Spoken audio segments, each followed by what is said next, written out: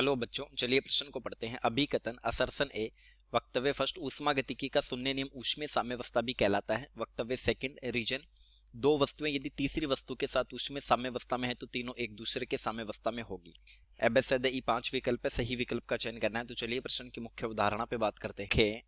अवधारणा देखिए, ऊष्मा का संचरण, ऊष्मा का संचरण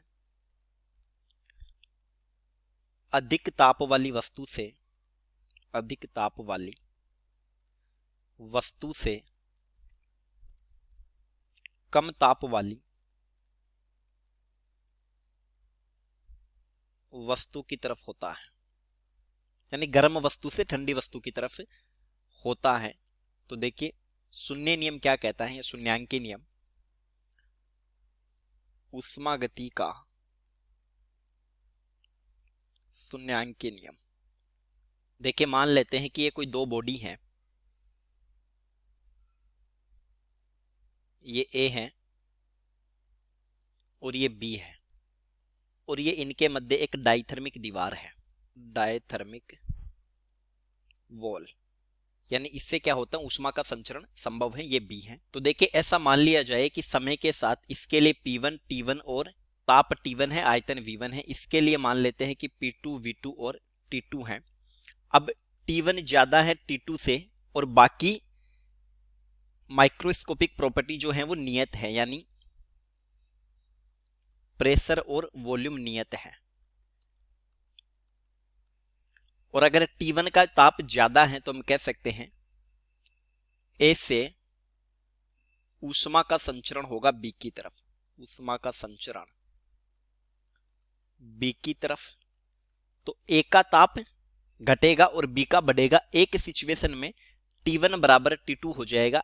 इस स्थिति में ऊष्मा का संचरण नहीं होगा, ऊष्मा संचरण नहीं होगा, और इसी को कहते हैं ऊष्मीय साम्यावस्था, ऊष्मीय साम्यावस्था।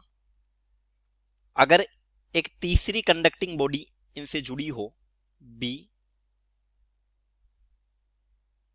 और यहां कोई सी जुड़ी है, तो शून्यांकी नियमानुसार तीनों ऊष्मीय साम्यावस्था में रह सकती है, यानी फिर ऊष्मा का संचरण रुक जाता है। शून्यांकी नियमानुसार ऊष्मा संचरण ना होने पर, ऊष्मा संचरण ना होने पर तीनों ऊष्मीय साम्यावस्था में होगी, ऊष्मीय साम्यावस्था में होगी जब ए और बी क्या है, साम्यावस्था में है। तो देखिए ऊष्मागतिकी का शून्य नियम ऊष्मीय साम्यावस्था भी कहलाता है, ये सत्य है।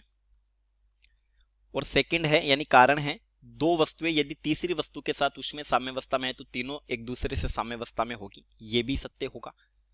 तो देखिए ए विकल्प प्रश्न का सही उत्तर होगा। ए और आर दोनों सत्य हैं और आर ए की सही व्याख्या है। उत्तर विकल्प ए। चलिए उम्मीद करता हूं प्रश्न समझ आया होगा। धन्यवाद।